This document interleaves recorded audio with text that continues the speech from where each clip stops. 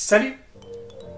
Pire intro du monde. Aujourd'hui, on parle Afrique. Donc, si vous voulez me parler plus d'informations, reste jusqu'à la fin.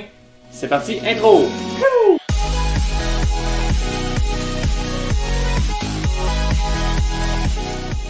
Donc, je vous ai dit qu'on parlait de l'Afrique, mais en fait, on va parler plus du Kenya et de la Tanzanie parce que j'ai fait un voyage dans ce pays-là il y a quelques années. Donc, dans cette vidéo, on va parler de plusieurs choses. Donc, premièrement, la culture générale du pays. Deuxièmement, les trousses de voyage. Ensuite, les prix, quelques infos utiles. Et finalement, les anecdotes et les conseils personnels que j'ai vécu pendant mon trip au Kenya. Donc, la langue officielle du Kenya, c'est le Swahili et l'anglais. La monnaie nationale du pays, c'est le shilling kényen. Donc, 1 $ canadien équivaut à 75 shillings là-bas. Il y a 26 parcs et 34 réserves dans le Kenya. Donc, évidemment, il y a une grosse diversité animale dans ce pays, hein, tu t'en doutes bien. Puis, c'est une des raisons principales pourquoi on va au Kenya, c'est pour évidemment voir, entre autres, les Big Five. Le rhino, l'éléphant, le lion, le buffle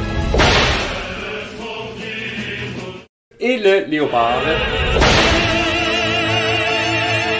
Alors, dans la trousse indispensable, donc il faut absolument amener une caméra. Hein? C'est de toute évidence un aspect, je vous dirais, essentiel. Pour l'habillement, je vous conseille pas de jeans. C'est trop lourd, c'est trop chaud. Je vous conseille plus d'amener des pantalons qui sont de type... tu sais que tu dézippes là, ici comme ça, là, qui se dézippent en trois. Dans ce style-là, c'est vraiment le top du top. Chose importante à savoir, la couleur bleue attire la mouche tsetse. Évidemment, le rouge fait fuir les animaux, donc évitez de porter du rouge. C'est pourquoi d'ailleurs les Maasai en portent sur leurs vêtements, c'est pour faire éloigner les animaux. En juillet et en août, il faudrait porter quelque chose de plus chaud peut-être, amener peut-être un coupe-vent ou un pull. Faire attention au Kenya, on utilise des prises de type G, comme ça ici pour les prises électriques. Donc je te conseille d'amener un adaptateur afin que tu puisses charger ton appareil électronique et tu ne manques pas de batterie durant ton voyage. Troisième catégorie, les prix. Donc le vol d'avion tourne environ pour 14 jours à 1000 $. Et puis dans la saison haute, donc au mois de décembre, c'est environ 1500 $ pour l'aller-retour. Les prix pour le safari peuvent dépendre de plusieurs choses. Ça peut dépendre du type de logement que tu utilises, plus standard à 3 étoiles, 4 étoiles, ou tu peux avoir des logements de luxe. Donc ça varie entre 450 et 700 $ par journée pour un safari. Au total, pour 14 jours, ça devrait coûter environ 9000 $ pour une personne au mois d'août avec un logement standard. Info utile! Je te donne 3 mots qui peuvent te servir pendant ton voyage.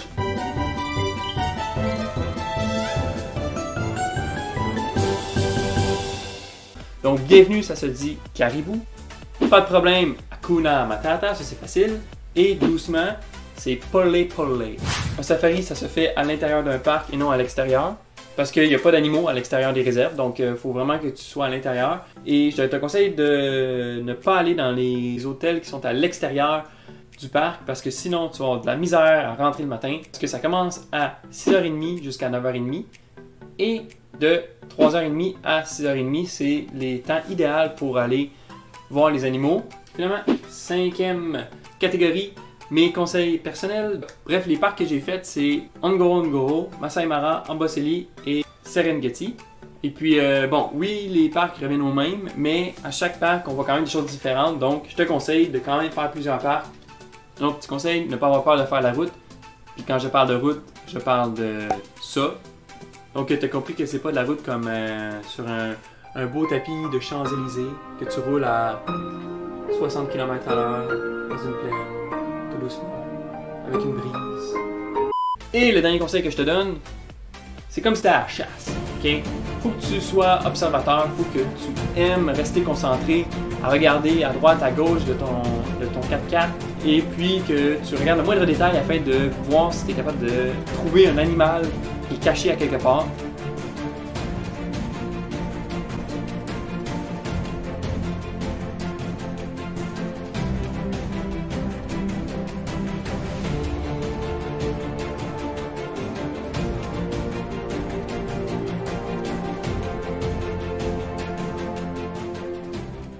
Donc, les petites anecdotes personnelles. Donc, pour la catégorie de la Formule 1, j'ai nommé l'autruche, On peut voir ici sur la vidéo que l'autruche mâle court après l'autruche femelle, puis ça court très vite. Here we go! Faut être conscient que les autos qu'ils utilisent, c'est pas toujours fiable, et puis ça se peut que ça arrive que tu tombes en panne par hasard, comme ça ici, et en plus que ça tombe en panne, c'est encore plus drôle quand t'es à côté d'un terrier de hyène. I got a bad feeling about this.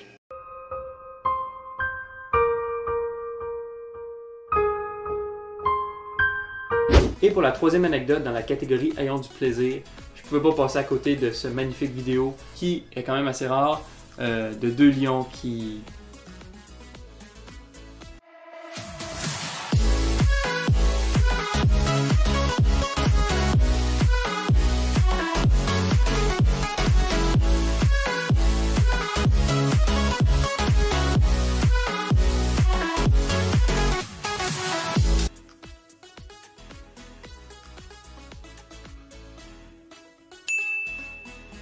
Mes amis, c'est déjà la fin de la vidéo, donc n'hésite pas à liker, partager, t'abonner pour ne pas manquer la prochaine destination, et nous on se revoit dans une prochaine vidéo.